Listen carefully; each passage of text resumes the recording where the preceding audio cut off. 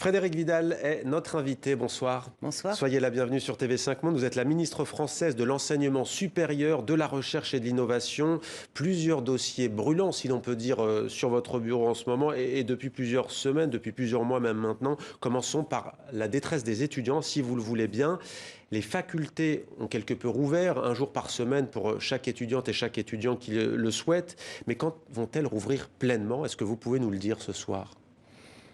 Alors, la situation sanitaire, malheureusement, ne permet pas d'avoir un deuxième semestre qui revient totalement à la normale.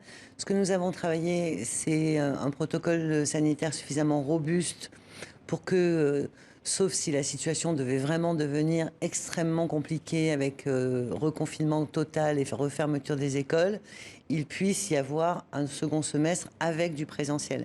Je crois qu'à la fois les étudiants, mais aussi les professeurs, avaient besoin de retrouver ce lien parce que l'enseignement à distance, évidemment, ça permet d'avoir une continuité pédagogique, mais c'est loin d'être suffisant, notamment pour les étudiants qui sont les plus en difficulté, les plus fragiles, ceux qui ont besoin d'avoir ce lien social. Mais est-ce qu'ils reviennent?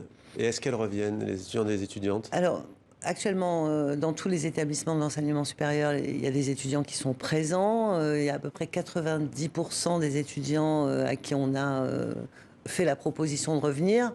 Et seulement 60% qui reviennent. En tout cas, c'est les chiffres de la fin de la semaine dernière. Pour plusieurs raisons, soit parce qu'ils ont rendu leurs appartements, soit parce qu'ils estiment qu'ils peuvent parfaitement suivre leur formation à distance et qu'ils ne souhaitent pas revenir, ils n'en éprouvent pas le besoin. Et donc évidemment, la formation hybride se poursuit et c'est très important que tout le monde puisse accéder à ces cours. Frédérique Vidal, vous avez eu le courage de le dire, je vous cite, j'ai toujours défendu le fait que les établissements d'enseignement supérieur n'étaient pas des lieux où on se contaminait. Force est de constater que vous n'avez pas forcément été entendu, un peu quand même. Comment expliquez-vous justement cela? C'est de la précaution? En fait, on avait vraiment travaillé tout l'été avec les établissements d'enseignement supérieur pour avoir une rentrée en présentiel. Ensuite, moi, je me suis battue pour que, lors du second confinement, les établissements ne ferment pas complètement. Les laboratoires n'avaient pas fermé, contrairement au premier confinement, donc ça a préservé au moins les doctorants, les chercheurs aussi, bien sûr. Les bibliothèques universitaires n'ont pas fermé, les salles de ressources n'ont pas fermé, les travaux pratiques ont pu continuer à se dérouler. Et oui, bien sûr, on ne se contamine pas lorsqu'on est dans un amphi à suivre un cours avec un masque. Mais ça, vous l'avez dit au président Emmanuel Macron, on imagine. Bien sûr, mais par contre, ce que l'on a observé malheureusement à la rentrée, c'est à la fois des images d'étudiants qui, pour certains, étaient entassés dans des amphithéâtres et où les consignes sanitaires n'étaient pas respectées. Et puis aussi ce mouvement Balance ta fac, où les étudiants ont posté eux-mêmes toutes ces situations dans lesquelles ils estimaient qu'ils n'étaient pas protégés. Et ce que l'on a vu aussi, c'est que les étudiants avaient tendance, sur un campus, à se brasser, si je puis dire. C'est-à-dire que c'est pas comme dans un lycée ou dans une école, vous avez une salle de cours, vous êtes toujours au même endroit, assis au même endroit, etc. Là, vous changez de salle en permanence, vous changez de bâtiment, vous vous promenez sur le campus, vous vous arrêtez pour prendre un café. Donc, il y a une vie sociale au sein du campus. Absolument, et les clusters ont émergé, et à partir de ce moment-là, c'était devenu incontrôlable, parce que autant dans une école, quand on piste les clusters, c'est les élèves de la même classe, autant à l'université, quand on pistait les clusters, c'était réparti dans toutes les promotions. C'est beaucoup plus compliqué. Alors, on va leur donner la parole à ces étudiants. On voit bien que les cours à distance, la visio, c'est pas forcément tenable pour eux, d'un point de vue social aussi. On va regarder donc ces images commentées par Mévalo. Cité universitaire Chapoux à Toulouse. Dans son appartement de 9 mètres carrés, comme des millions d'étudiants, Naya s'apprête à suivre un cours à distance. Mais la vie sous Covid lui pèse de plus en plus. On a vraiment ce sentiment, oui, d'être oublié. Je pense au hashtag étudiant fantôme. Et oui, c'est clairement le cas. On nous parle d'aide, sauf qu'il n'y a rien qui arrive concrètement. Du coup, on se sent très isolé, très seul.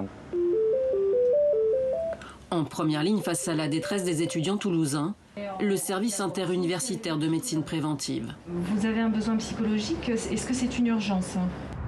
Ici, les consultations sont gratuites et ils sont de plus en plus nombreux à en avoir besoin. on constate une augmentation des demandes d'aide médico-psychologique ou d'aide sociale, et surtout dans toutes les filières. À partir du L1 jusqu'au master, on a des masters qui jusqu'à maintenant allaient bien et qui là maintenant se sentent perdus. Voilà, les étudiants commencent un petit peu à perdre pied. Sonder le moral de ses camarades, c'est la mission de Patricia, qui arpente les étages désertés de la Cité U.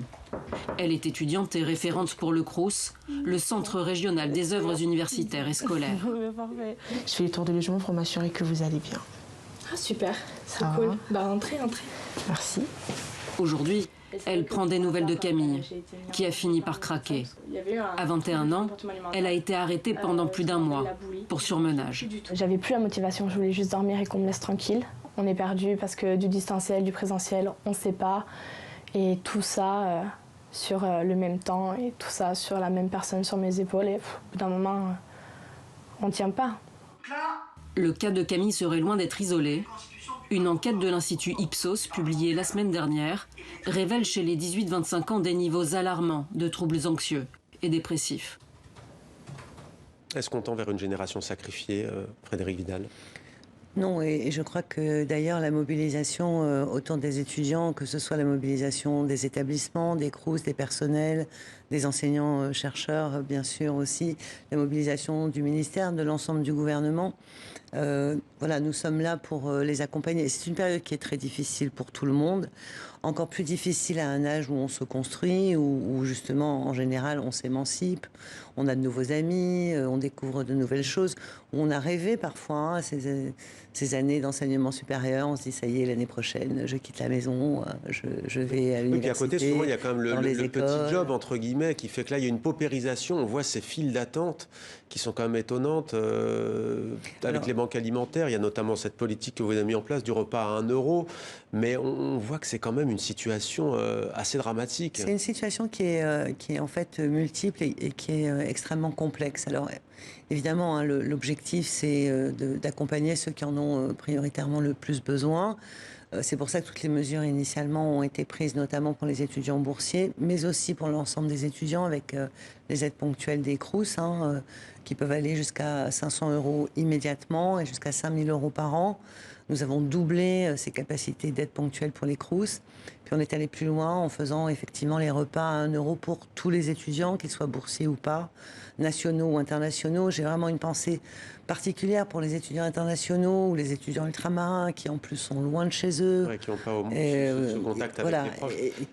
Le revenu minimum universel pour les étudiants en France, qu'en pensez-vous ? En réalité, ça existe sous forme de bourses sur critères sociaux. C'est vraiment ce principe. On a encore du travail à faire. Et d'ailleurs, le Premier ministre et le Président l'ont rappelé. Il faut qu'on aille vers une réforme structurelle des bourses, qu'on accompagne mieux l'autonomie du jeune. Alors que pour le moment, c'est vrai que les politiques sociales sont plutôt des politiques familiales. Donc voilà, on a ce travail de fond à faire. Mais là, c'est l'occasion, vous pourriez le faire. Oui, sauf que c'est pas aussi simple que ça. C'est éminemment interministériel et ça pose des problèmes notamment de révision de la fiscalité.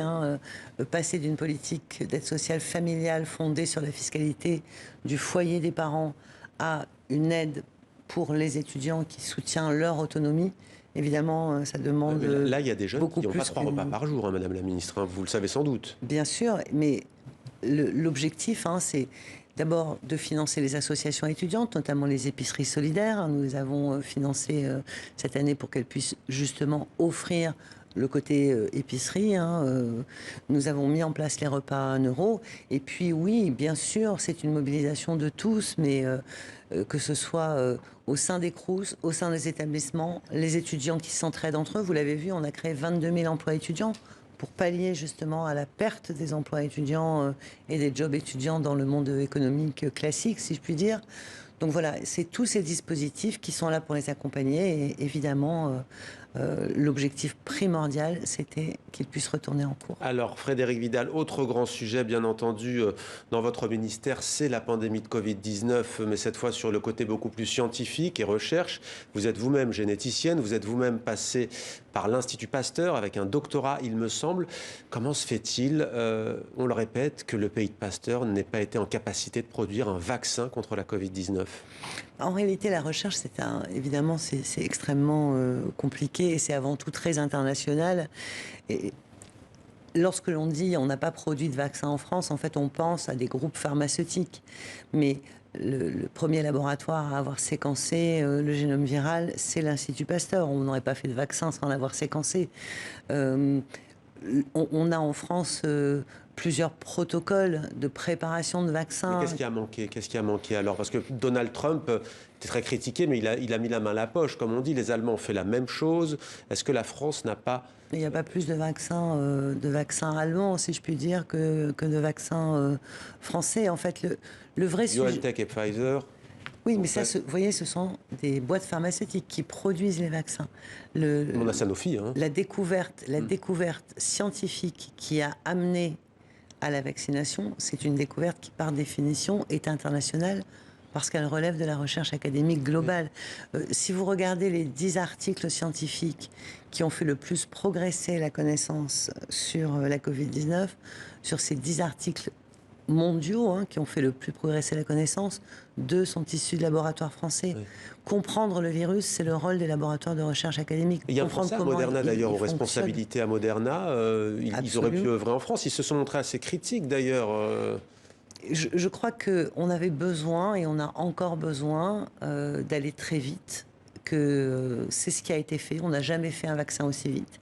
On va avoir besoin d'autres vaccins. Et donc, c'est important que la recherche puisse continuer et surtout que l'on puisse faire cette articulation entre ce qui est découvert dans les laboratoires et la capacité à produire le vaccin.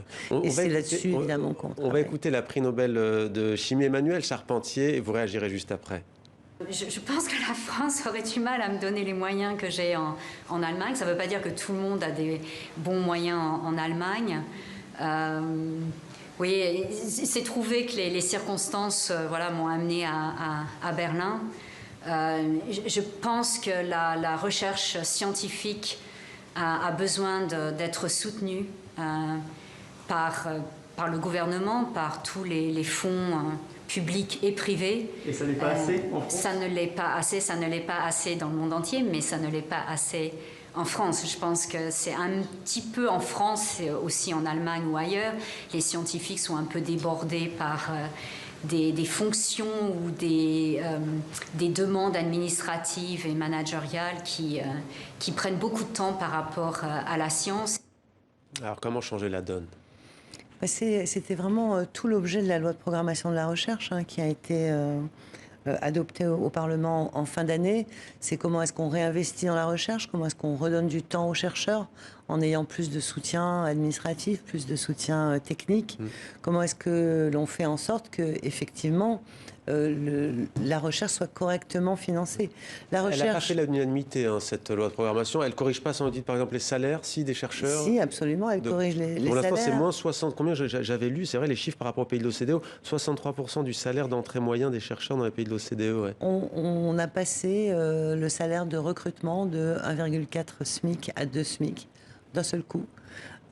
Et on a fait en sorte, évidemment, que ça se répercute sur l'ensemble des carrières des chercheurs. Donc, oui, de meilleurs salaires, oui, la possibilité d'être ce qu'on appelle environné, c'est-à-dire pas avoir seulement son salaire, mais aussi les moyens pour travailler, en augmentant les moyens des laboratoires, en augmentant les moyens de l'agence de la recherche pour en faire une vraie agence de financement de la recherche, en simplifiant les procédures. On l'a vu dans cette période Covid, on a mis en place des procédures et des fonds d'urgence et ça a fonctionné. Merci. Merci beaucoup Frédérique Vidal, ministre française donc de l'enseignement supérieur, de la recherche et de l'innovation. Merci à vous. Merci.